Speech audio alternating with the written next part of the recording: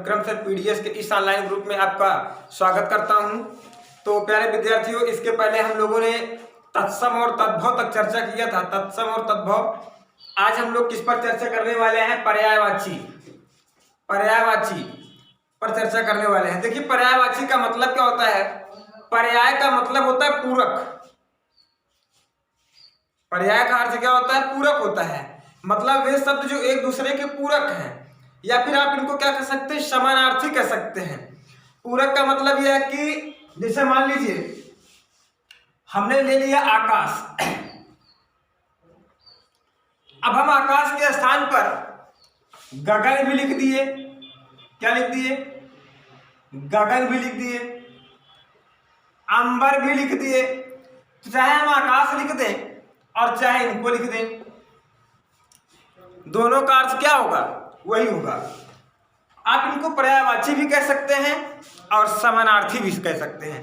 क्या कह सकते हैं? पर्यायवाची भी कह सकते हैं और समानार्थी भी कह सकते हैं। जैसे कोई पूछे पर्यायवाची कहते किसे है, तो लिखिए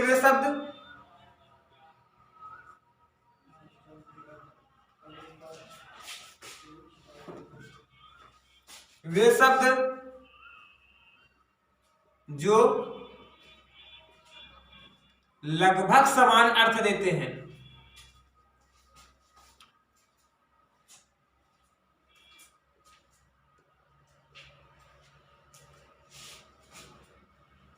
वे शब्द जो लगभग समान अर्थ देते हैं,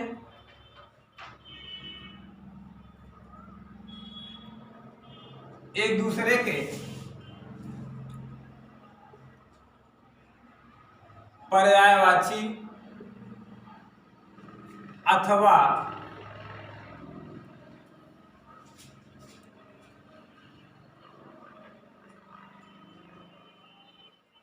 समानार्थी शब्द कहलाते हैं।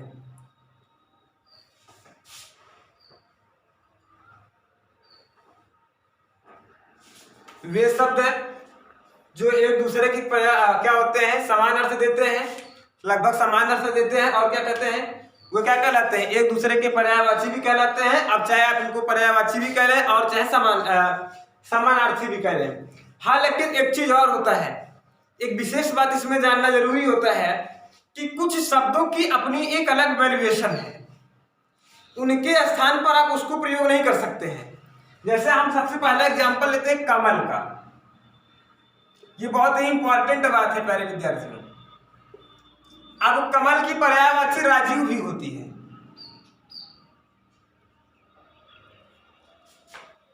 क्या भी होती है? राजीव भी होती है। उसके बाद इंद्रिक भी होता है, पुंडरीक भी होता है। अब राजीव का मतलब होता है, राजीव का अर्थ होता है लाल कमल है। ये जो इंद्रिक शब्द आया है, इंद्रिक का मतलब क्या होता है? ये नीला कमल है, ये नील कमल इसको बोला जाता है। पुंडरीक का अर्थ होता है पीला कमल।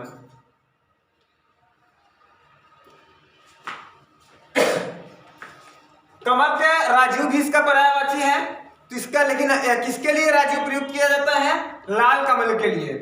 इंद्रिक किसके लिए प्रयुक्त किया जाता है? नील कमल के लिए प्रयुक्त किया जाता है। पुंडरीक किसके लिए प्रयुक्त किया जाता है? पीले कमल के लिए। किसका सब प्रयोग किया जाता है? पीले कमल के लिए हम लोग पुंडरीक का प्रयोग करते हैं।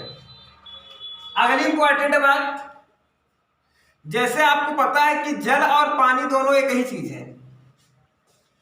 जल और पानी क्या है? दोनों एक ही चीज है। लेकिन अगर आप जल के स्थान पर पानी और पानी का स्थान पर जल का प्रयोग कर दें, अर्थात जल के स्थान पर पानी और पानी के स्थान पर जल का प्रयोग कर देंगे, तो अर्थ का अनर्थ हो जाएगा। जैसे हमको खेत, जैसे कहते हैं कि हमको क्या पीना है? पानी पीना है। खेत में आदमी क्या लगाता है? पानी लगाता है। क्या लगाता है? खेत में क्या लगाता है? पानी लगाता है। कभी कोई किसी के मुंह से हम लोगों ने ये शब्द नहीं सुना होगा कि आज हम लोग खेत में जल लगाने जाएंगे। लेकिन रही बात गंगा की, तो आपको पता होगा कि गंगा के पानी को लोग गंगा जल कहते हैं, लेकिन गंगा पानी नहीं कहते हैं। गंगा जल कहेंगे सब सही है, लेकिन अगर आप उसको गंगा का पानी कह देंगे या गंगा पानी कहेंगे तो आप देखिए कि ये ना तो अर्थ सही बैठ रहा है और अर्थ का अनर्थ भी हो जा रहा है। फिर हमारे दिमाग में इस बात का ये प्रश्न उठना स्वाभाविक भी है कि इन दोनों में अंतर क्या है। भाई इंग्लिश में तो दोनों का अर्थ वाटर ही होता है, क्या होता है वाटर, लेकिन हिंदी में इतनी बड़ी भिन्नता क्यों है। आइए आपको बताते हैं पानी और जल में अंतर क्या है। पानी का मतलब होता है जो चीजें साफ हो, स्वच्छ हो, पीने योग्य हो, वो क्या कहलाता है, पानी कहलाता है।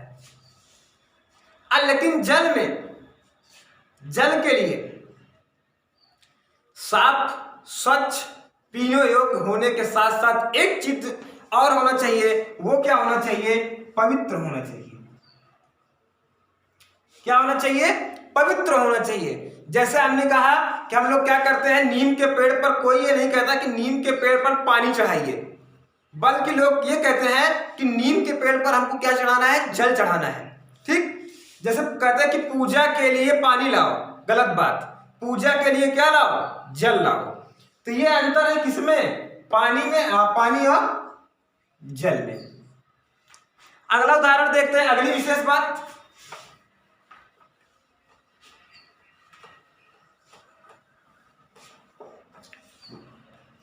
हरण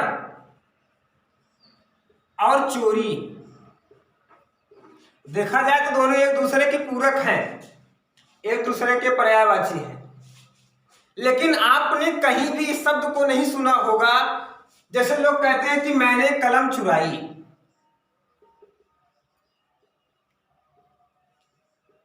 मैंने कलम चुराई, ये आम बात है। लेकिन अगर मैंने यहां लिख दिया कि मैंने कलम का हरण किया तो फिर इसका कोई विशेष अर्थ नहीं निकल कर। हालांकि बात दोनों वही है, चुराना भी वही चीज है और हरण करना भी वही चीज है। लेकिन अब देखिए कि कभी भी ये शब्द आम प्रचलन में कभी नहीं बोला जाता कि मैंने कलम क्या किया, हरण किया। लोग कहते हैं, हाँ, रामायण में लिखा है कि रावण ने सीता का हरण किया, रावण ने क्या किया, सीता का हरण किया। ये नहीं लिखा गया कि रामायण राम क्या किया, रावण ने राम की, ओ सॉरी, रावण ने सीता का क्या किया, चोरी की।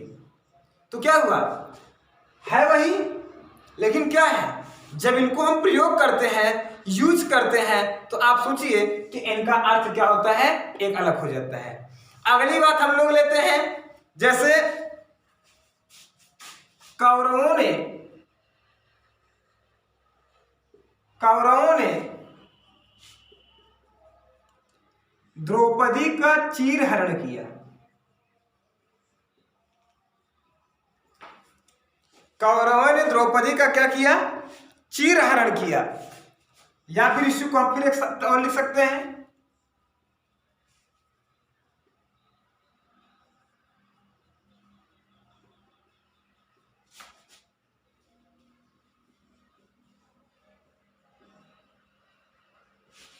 कौरवों ने द्रौपदी का कपड़ा हरण किया।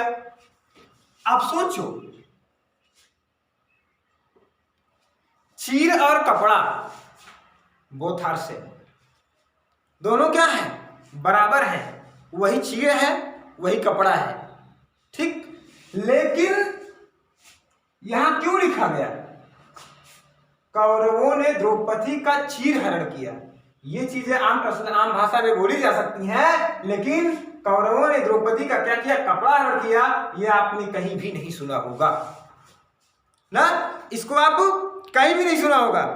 अब उसी प्रकार जैसे मैंने बताया कि गंगा जल और गंगा पानी, गंगा जल और गंगा पानी, तो इस प्रकार से बात होती है। तो ये सारी चीजें क्या है कि भले ही एक दूसरे के क्या है, पूरक हैं, लेकिन सबका अपना अलग अलग वैल्यूएशन है, सबका अपना अलग अलग महत्व है। प्रत्येक शब्द में, चाहे जितने भी शब्द हैं, सबका अपना अलग अलग अर्थ है। लेकिन हाँ, इसको जानने के लिए आपको किसी बात को डीपली यानी गहराई से, जब आप उसका गहराई तक जाएंगे तब आप उसका सही अर्थ पाएंगे। तो उम्मीद है कि पर्यायवाची में आज हमने जो भी चीजें बताई है, जैसे इसका पर्यायवाची कहते किसे हैं, और जो ये चीजें हमने आपको बताया, जो विशेष बात, हरण और चोरी में क्या अंतर है, जल और पानी में क्या अंतर है, कपड़ा और चीर में क्या अंतर है। ठीक, ये सारी चीजें आपको भली भांति समझ में आ गई होंगी। अब आपको जब हम नेक्स्ट वीडियो बनाएंगे तो उसमें बहुत सारे शब्दों की पर्यायवाची लेकर आएंगे। आज के वीडियो लेक्चर में अगर आपको किसी भी प्रकार की समस्या है तो आप हमारे व्हाट्सएप नंबर 88581958 पर संपर्क कर सकते हैं, चाहे व्हाट्सएप करके चाहे कॉल करके समस्या का समाधान प्राप्त कर सकते हैं। Subscribe now and press the bell icon. Never miss an update.